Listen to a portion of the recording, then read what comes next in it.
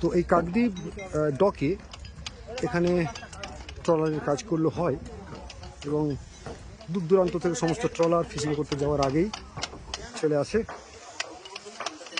ট্রলারের কাজ চলছে, এক সপ্তাহ পর কিন্তু এই ট্রলার বেরিয়ে পড়বে ফিশিংয়ের উদ্দেশ্যে। আর এই যে ডকে তোলা হলো এইটা, এর জন্য আলাদা চার্জ আছে? আচ্ছা, মানে ডকের চার্জ, তাই তো? দুদিনে 3000 দিতে হবে। দুদিনে কত দিতে হবে? দুদিনে 3000 দিতে হবে শুধু এখানে রাখার জন্য, তাই তো? এবারে কাজ করতে গেলে যা যা খরচ হবে, ফাইবার করা বা যা যা হবে সব মিস্ত্রি মালিক সব খরচা করবে। ঠিক ঠিক ঠিক। লাভ নেই। এখানে কি কাজ হবে মামা? এই যে কাজটা হচ্ছে এখানে কি হবে অ্যাকচুয়ালি? এই অ্যারাব কাঠটাকে ফাইবার করা হবে। এই যে কাঠটা, এই যে রংটা চটানো হচ্ছে এই জায়গাটায়, এটাকে ফাইবার করা হবে। তো একটু এই দিকটা যাই আমি। তো মিঠুন বলো আমাকে যে ফাইবার করার উদ্দেশ্যটা কি? কি প্রবলেমটা? মানে এখানে জায়গাটা নষ্ট হয়ে গেছে, মানে এই যে মামা জায়গাটা কাজ করছে। আচ্ছা, এখানে জায়গাটা নষ্ট হয়ে গেছে, এখানে জল কি লিক করছে? হ্যাঁ, জল লিক করছে। সে কারণে এটাকে নতুন করে কি ফাইবার করা হবে? হ্যাঁ, নতুন করে এটাকে ওই কোলতারটাকে চাচা হচ্ছে, কোলতারটা না চাইলে ফাইবারটা ধরবে না, ঠিক ভালো মজবুত হবে না, ভালো টাইট হবে না। ওই জন্য ওটাকে চাচা হচ্ছে, চাচার পরে ওখানে ফাইবার করা হবে। আচ্ছা, তারপর ওখান থেকে কোনো জল লিক হবে না। এই যে আলকাতরা করা আছে তাই তো? সেটাকে ছেঁচে পুরো তুলে দেওয়া হচ্ছে, দিয়ে কাঠটাকে বের করে নেওয়া হচ্ছে, ওর উপরে ফাইবার হবে। হ্যাঁ, এগুলো ব্যাপার। এই রং টং হচ্ছে নাকি? কোথা থেকে এই ট্রলার? কোথাকার ট্রলার এটা? কাকদ্বীপ স্টিমার ঘাটে। তো এটা কি ফিশিং ট্রলার? হ্যাঁ, ফিশিং ট্রলার। তারপরে ফিশিং এ বের হবেন আপনারা? হ্যাঁ, বের হবো তো এক সপ্তাহ পরে। কোথায় ফিশিং হচ্ছে আপনাদের ফার্স্ট? ফিশিং হবে মানে বঙ্গোপসাগরের কোন দিক? যেমন ওই ওই আমাদের ওই ট্রলারটা যাচ্ছে হচ্ছে ওরা দীঘার দিকে যাচ্ছে, দীঘা মানে ওই সাইড পূবের দিকে যাবেন। আর দুদিকের মাছের দিকে যাবো আমরা, সুন্দরবনের দিকে যাবেন, মানে যেদিকে বাংলাদেশ আছে। হ্যাঁ হ্যাঁ, ওইদিকে যাবো।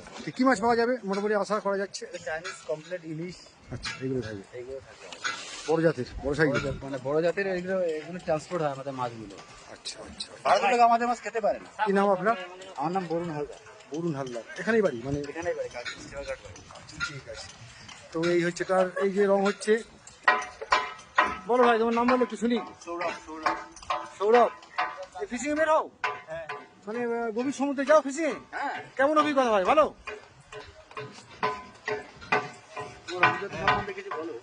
কেমন ভালো অভিজ্ঞতা হয়? আমি কি যেতে পারবো কোনোদিন মনে হয়? আমার থেকে ভালো আমার ভাই সব আছে, বিভিন্ন ধরনের কাজ করার উদ্দেশ্যে এই ট্রলারগুলো ভিড় করেছে এসে।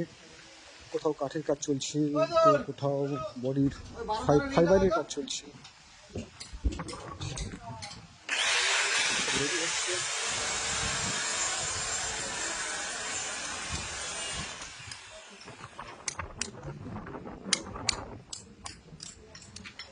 তুলো রেডি করা হচ্ছে।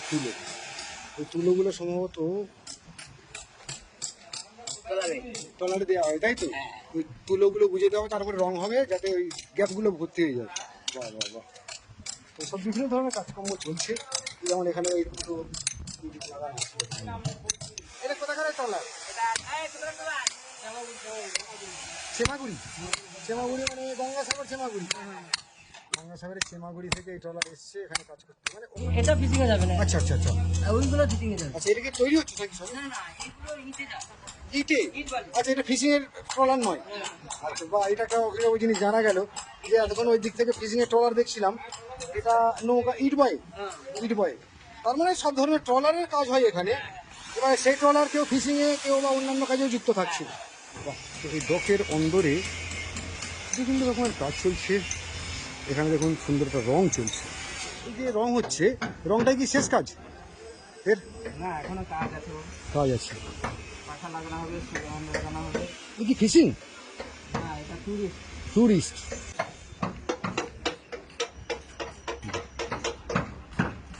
সুন্দর একটা কালার। ও, এই জন্যের কালারটা একটু আলাদা, কারণ যেগুলো ফিশিং বোট হয় আর কি, বা ফিশিং যেগুলো, তার একটা গেরুয়া কালার, ব্ল্যাক কালারের একটা কম্বিনেশন থাকে। আর আদার্স অন্যান্যগুলো যেগুলো সব কিন্তু, এটা যেমন পুরো হোয়াইটের উপরে ব্লুর উপরে করা আছে। প্রচুর ট্রলার এখানে একসাথে তাদের বিভিন্ন কাজ করতে এসছে। তার মধ্যে এইদিকে কাজ চলছে, বডিতে বিভিন্ন ধরনের কাজ চলছে, আগুন দিয়ে তার যে পিচ বা যে আলকাতরা ট্রোলের সেগুলো তোলা হচ্ছে, আর এইদিকে আমাদের টিম কাজ চালিয়ে যাচ্ছে।